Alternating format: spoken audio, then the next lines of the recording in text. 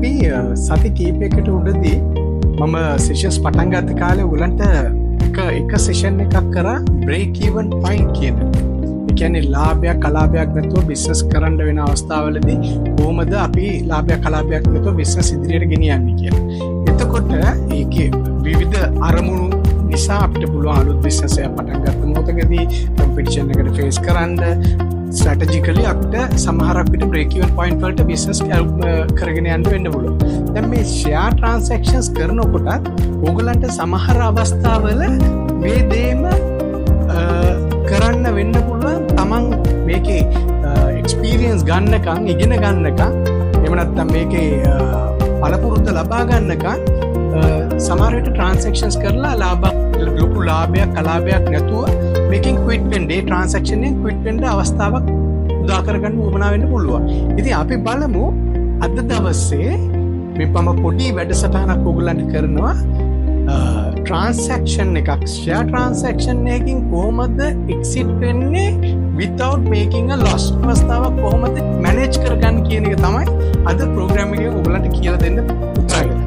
මෙතන ඔයගොල්ලන්ට පේනවා ඇති මම මෙතන ලිස්ට් ඩවුන් කරලා තියෙනවා මේ CSC පබ්ලිකේෂන් එකකින් අරගෙන සාමාන්‍ය ෂෙයාර් ට්‍රාන්සැක්ෂන් එක attributable cost මොනවාද කියලා. එතකොට ඔයගොල්ලෝ දන්නවා හැම purchase ෂෙයාර් ට්‍රේඩින් වලදී purchase එකක් කරොත් හරි sale එකක් කරොත් හරි ඒකට අපිට ගෙවන්න වෙන charges වගේක් තියෙනවා. එතකොට අපි මේ මෙතනදී බලාපොරොත්තු වෙන්නේ මේ ෂෙයාර් ට්‍රේඩින් කරලා purchase එකක් කරලා sale එකක් කරලා අපිට යන additional brokerage charges වෙන්න පුළුවන් CAC fees වෙන්න පුළුවන්. අපි ඒව බලමු. ඒ ටික recover කරගෙන කොහොමද quit වෙන්නේ without making a financial loss. හැබැයි මේ initial calculation එකේදී මම funds වල තියෙන funding cost එක එහෙම නැත්නම් interest cost එක කියන එක consider කරන්න. For the simplicity I have taken only the CAC the brokerage charges, the CAC fees, CDS fees, SEC fees and other government levies. එතකොට මම මේ මෙතනින් එහාට ගියාම මේකේ ලොකු කම්පොනන්ට් එකක් තියෙනවා. ඕගොල්ලෝ අපි හිතුව බැංකුවකින් බොරෝ කරලා නම් ෆන්ඩ් කරන්නේ කතාව වෙනස්. නමුත් අපි මුලදී අන්ඩර්ස්ටෑන්ඩ් කරමු සරලව මේ ට්‍රාන්සැක්ෂන් එකකට අදාළව ඩිරෙක්ට්ලි ඇට්‍රිබියුටබල් කොස්ට් මොනවාද? ඒ කොස්ට් ටික එලිමිනේට් කරලා නලිෆයි කරලා අපි කොහොමද බ්‍රේක් ඉවන් කරලා ට්‍රාන්සැක්ෂන් එකකින් එළියට එන්නේ. හරි.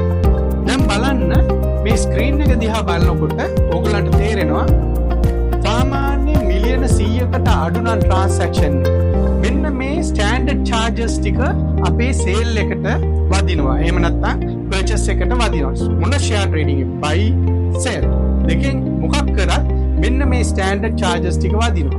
brokerage fees මම ඔයගොල්ලන්ට කියලා දුන්නා broker ගැන. කොහොමද broker කෙනෙක් ඉන්වෝල්ව් වෙන්නේ? එතකොට broker ට අපි 0.64% ප්‍රමාණයක් මේක percentage payable දෙන්නේ 0.64% brokerage fees විදියට යනවා. එතකොට CAC fees විදියට 0.084% යනවා. CAC Colombo Stock Exchange මම මේවා ඔක්කොම පැහැදිලි කරලා දෙනවා කලින් තිබ්බ sessions වල. Central Depository System CDS fees 0.024% යනවා. SEC Security Exchange Commission CES මම ඕක පැහැදිලි කරා Security Exchange Commission එකේ කාර්යභාරය. එතකොට ඒ ආයතනයටත් අපි 0.07% 0.072% charge එකක් ගෙවන්න ඕනේ. ඊට පස්සේ share transaction levy imposed by the government එකට ගෙවන levy එක තියෙනවා 0.3%. එතකොට මේ ටික ඔක්කොම එකතු කරපුවාම අපිට transaction එකේ value එක 100 million වලට වැඩිය අඩු නා. අපි බොහෝ දුරට කරන්නේ මිලියන 100කට අඩු transactions. ඒකින්ද මම worry වෙන්නේ අනිත් දේවල් ගැන. ඔයගලන්ට මම කියලා දෙන්නම් අද අවබෝධ කර ගැනීම පිණිස. නමුත් දැනට අපි මේ මිලියන 100ට අඩු නම් transaction එකක් අපිට total fee එකක් ගෙවන්න වෙනවා. transaction cost එකක් හිටිනවා 1.12%. එතකොට මේක හොඳින් තේරුම් ගන්න මේක purchase එකේදීත් ගෙවන්න ඕනේ sale එකේදීත් ගෙවන්න ඕනේ. ඉතින් අපි උදාහරණයක් කරන් බලමු මේක කොහොමද recover කරගන්නේ. එහෙම නැත්නම් අපි quit වෙන්න decide කරොත් අපිට impact එකක් නැතුව කොහොමද මේ transaction cost එක recover කරගෙන එළියට යන්න පුළුවන් selling price එක වෙන්නේ මොකක්ද? මම මේක උදාහරණයක් කරන් කියලා දෙන්නම්. ඒ උදාහරණයට යන්න ඉස්සෙල්ලා තව දෙයක් පොඩි දෙයක් පැහැදිලි කරන්න. මේ මිලියන 100ට වැඩි නම් transaction එක එතකොට අපිට මේ fees ඊට වැඩිය අඩු වෙනවා. එතකොට මිලියන up to 100 million apply වෙන rate එක මේක ඊට පස්සේ මිලියන 100කට වැඩි නම් bracket එකෙන් එහා පැත්තට නම් යන්නේ ඒ bracket එකේ මිලියන 100 bracket එකට එහා පැත්තෙන් යන ඒවට අදාළ වෙන fees තමයි මේ දකුණු අත පැත්තේ තියෙන්නේ මෙන්න මේ ටික ඔයාලට පේනවා. එතකොට එතනදී මිලියන 100ට වැඩි ගියේ ඒවට අපි charge කරන්නේ 1.12% නෙමෙයි total එක 0.6125%. හරි. මම හිතනවා ඔයගොල්ලන්ට තල අදහසක් තියෙනවා මේ මොනවාද අපිට charge වෙන fees කියලා transaction. අපි දැන් උදාහරණයට යමු. මම කියපු විදිහට කොහොමද මේ cost එක purchase එකේදී යන cost එකයි sale එකේ යන cost එකයි nullify කරලා break even position එකකින් මේ transaction එකෙන් quit වෙන්නේ. අපි මේ උදාහරණයට ගිහිල්ලා දැන් බලමු මේක තේරුම් ගන්න. මම මේක සරලව ඔයගලන්ට කියලා දෙන්න එක share එකක් රුපියල් 100ට purchase කරනවායි කියලා assumption එකක් දාලා තමයි මේක පටන් ගන්න. ඒ කියන්නේ එක share එකයි මම ගන්න. ඒ share එකේ value එක රුපියල් 100යි. එතකොට අපිට lazy percentage එක apply කරලා මේක තේරුම් ගන්න. right. අපේ purchase price එක රුපියල් 100යි. market එකේ share එක ඇවිල්ලා තියෙනවා. අපි bid කරලා රුපියල් 100ට purchase කරනවා. අපි purchase කරපුවාම අපිට ඇත්තට මේ share එක purchase කරනකොට රුපියල් 100ට bid කරලා purchase කරාට අපිට transaction cost එකක් එනවා. අපි ඊට කලින් වතාවේදී screen එකේ දැක්කා වගේ 1.12%. ඒක රුපියල් 100ට percentage එකෙන් ගත්තින්ද රුපියලක 712ක transaction cost එකක් add වෙනවා. ඔන්න මගේ investment එකේ total value එක වෙන්නේ 100 නෙමෙයි. එතකොට 101.712යි. දැන් ඔයගොල්ලෝ යම් දෙයක් තේරුම් ගන්න ඕනේ මෙතනදී මම රුපියල් 100 කියන අගය ගත්තට අපි මේක මිලියන ගණන් වලින් එහෙම නැත්නම් thousands වලින් මේ 100,000s වලින් මිලියන්ස් ගණන් වලින් කතා කරනකොට මේවා ලොකු values එන්නේ. ඉතින් මේක හරි වැදගත් හරි විදියට තේරුම් ගන්න. හරි.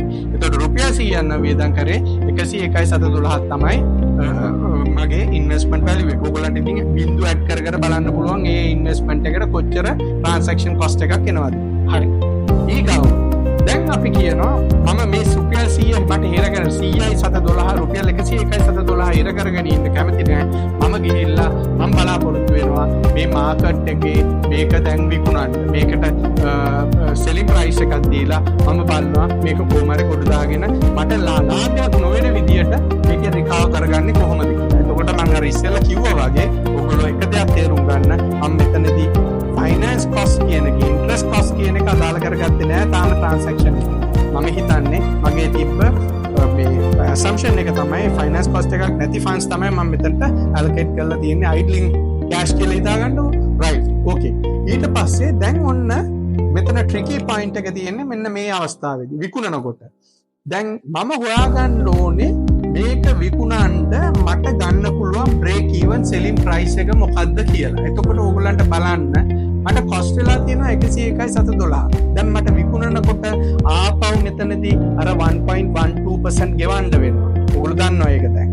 ට්‍රේඩින් දෙපැත්තේදීම brokerage ගෙවන්න වෙනවා. එතකොට මම මෙතන මේ 101.712 කියන එක විකුණුවොත් මට හම් වෙන්නේ 98.8% percentage එකක් විදියට 98.88. එතකොට 101.12ට හම්බෙන ගාන 98.88 නම් මම බැලුවා මට break even selling price එක විදියට ගන්න වෙන්නේ 102.727. මේ share එක අඩුම තරමේ සාමාන්‍ය share එක 10න් 10ට යනවා නම් 102.730වත් වෙන්න ඕනේ මේ share එක විකුණන්න. මට අලාභයක් නොමැතිව විකුණන්න. එතකොට බලන්න 102.7 මේවා විතර simple mathematics ඕගොල්ලෝ හැමතිස්සෙම මේවා ඉගෙනගෙන තියෙනවා. එතකොට 102.727 කියන price එක අරගෙන break even selling price එකෙන් අපි finance cost එක අඩු transaction cost එක අඩු කරොත් අපිට අන්න එනවා 101.712ක check එකක්. එහෙම නැත්නම් අපේ account එකට credit එක එනවා 101.712.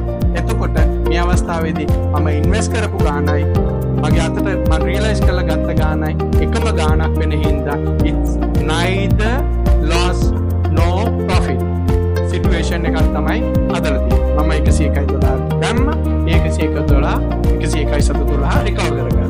එතකොට මේක ඇවිල්ලා මේක තමයි අපි කියන්නේ share transaction එකේ quit වෙනවා break even කියලා. ඉතින් මේකම ඔයගලන්ට පාවිච්චි කරන්න පුළුවන් විකුණන්න ඉස්සෙල්ලා කොච්චර ප්‍රොෆිට් එනවද කියලා බලන්න ඕන. එතකොට හැමතිස්සෙම මතක තියාගන්න මේ 100 ගත්තේ ඉඳ ඔයගලන්ට හරිම ලේසි.